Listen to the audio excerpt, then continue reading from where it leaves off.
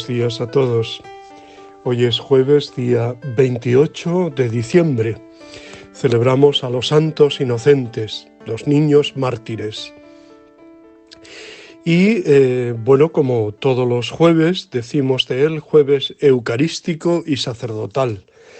Por la institución de la Eucaristía, el gran regalo que el Señor nos hace, con su alimento, con su presencia, con su báculo que nos sostiene, no dejemos de adorarle como hacemos estos días, niño en el pesebre, pero sobre todo la presencia real de Cristo en la Eucaristía, en el sagrario, en la custodia, y pedir por las vocaciones sacerdotales que tanto necesita toda la Iglesia, y especialmente pues la Iglesia europea, perdón, y en concreto pues nuestras diócesis, ¿no?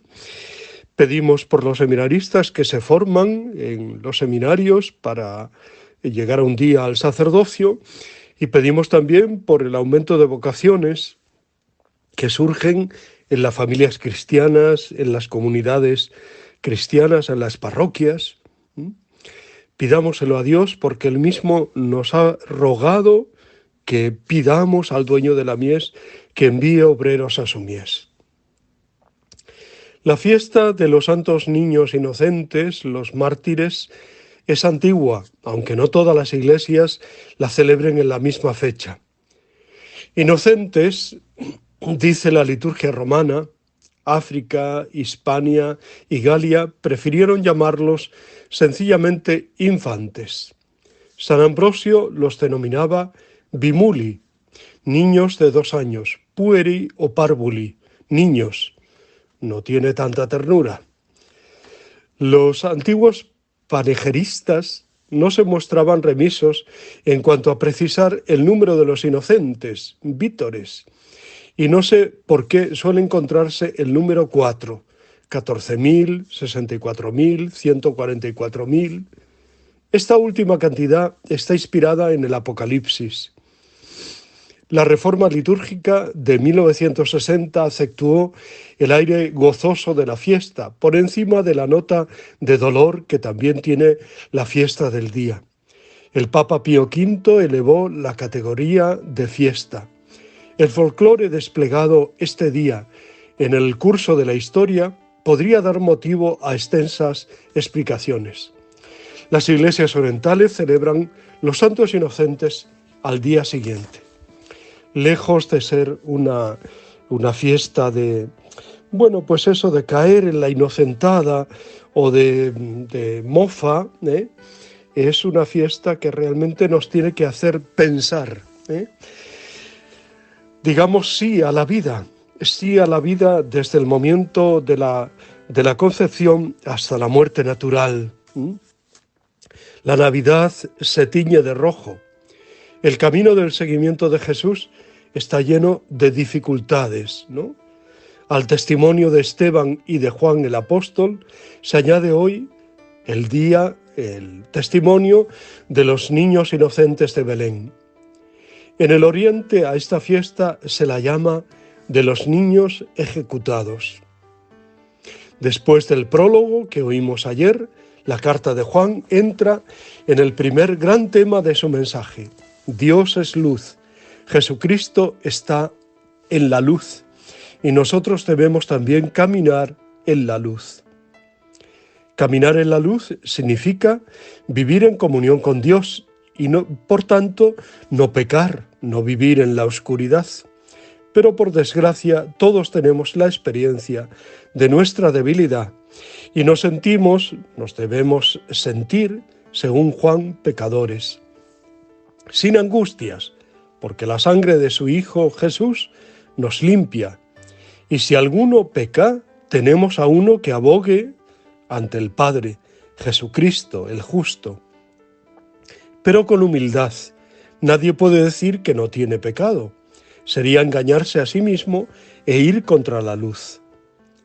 El Jesús de quien habla Juan es el que ha venido en Navidad y a la vez el de la cruz, el que con su sangre nos purifica de todo pecado, no solo a nosotros, sino a todo el mundo. La Navidad nos empieza a exigir. Texto del Evangelio de hoy, Mateo 2, 13 al 18. Sea cual sea la exacta historicidad de la huida a Egipto y del episodio de los niños de Belén, muy creíble, dada la envidia y la maldad del rey Herodes, el pasaje de Mateo nos ayuda a entender toda la profundidad del nacimiento del Mesías. Es la oposición de las tinieblas contra la luz, de la maldad contra el bien. Se cumple lo que Juan dirá en su prólogo. Vino a su casa y los suyos no lo recibieron. Seguramente Mateo quiere establecer también un paralelo entre Moisés, liberado de la matanza de los niños judíos en Egipto, y Jesús, salvado de la matanza de los niños por parte de Herodes. Los dos van a ser liberadores de los demás, del pueblo de Israel y de toda la humanidad, pero antes son liberados ellos mismos. Los niños de Belén, sin saberlo ellos y sin culpa ninguna, son mártires. Los niños de Gaza, de la guerra de Palestina a Israel, Israel y Palestina, sin culpa ninguna, están siendo mártires, martirizados. Dan testimonio no de palabra, sino con su muerte. Sin saberlo, se unen al destino trágico de Jesús, que también será mártir, como ahora ya empieza a ser desterrado y fugitivo, representante de tantos emigrantes y desterrados de su patria, de tantos como tienen que emigrar precisamente en Gaza, del norte al sur, y ni siquiera en el sur están en paz. El amor de Dios se ha manifestado en la Navidad, pero el mal existe, y el desamor de los hombres ocasiona a lo largo de la historia escenas como estas y peores. De nuevo la Navidad se vincula con la Pascua. En el nacimiento ya está incluida la entrega de la cruz, y en la Pascua sigue estando presente el misterio de la encarnación. La carne que Jesús tuvo de la Virgen María es la que se entrega por la salvación del mundo. ¿Caminamos en la luz? A lo largo de estos días, la carta de Juan nos irá invitando a una actitud decidida. Hemos visto el amor de Dios al enviarnos a su Hijo, pero esto va a pedir de nosotros una conducta coherente, hecha de alegría y a la vez de seriedad exigente con nosotros mismos, porque el pecado no se puede conjugar con la luz. La luz, en el lenguaje bíblico, es sinónimo de alegría, de vida, de verdad, de bondad, de pureza. Lo contrario a esto es la tiniebla, la oscuridad, la penumbra en la que a veces vivimos. También el Evangelio nos interpela. José y María empiezan a experimentar que los planes de Dios exigen una disponibilidad nada cómoda. La huida y el destierro no son precisamente un adorno poético en la historia de la Navidad. El sacrificio de estos niños inocentes y las lágrimas de sus madres se convierten en símbolo de tantas personas que han huido injustamente tratadas por la maldad humana y han sufrido y siguen sufriendo sin ninguna culpa. Desde el acontecimiento de la Pascua de Cristo, todo dolor es participación en el suyo y también en el destino salvador de la muerte de inocentes por excelencia.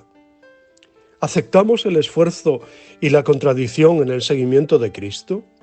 ¿Sabemos apreciar la lección de reciedumbre que nos dan tantos cristianos que siguen siendo fieles a Dios en medio de un mundo que no les ayuda a nada?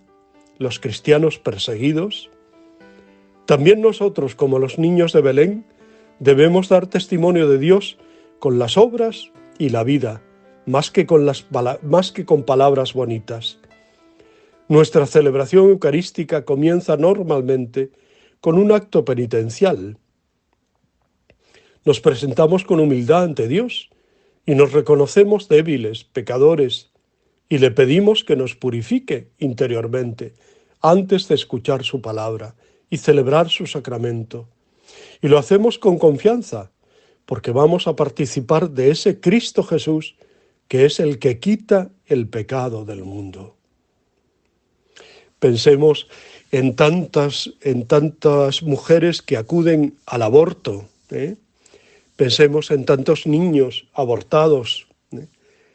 Pensemos en tantas situaciones, ¿no?, de crueldad con los niños, niños que trabajan, niños que son explotados, cuando deberían estar en la escuela o en el juego, niños que trabajan incluso a la luz de una bombilla día y noche, metidos en sótanos, explotados, niños de la guerra, niños inocentes que están muriendo en guerras en Ucrania, en Israel, en Palestina, en tantos en África.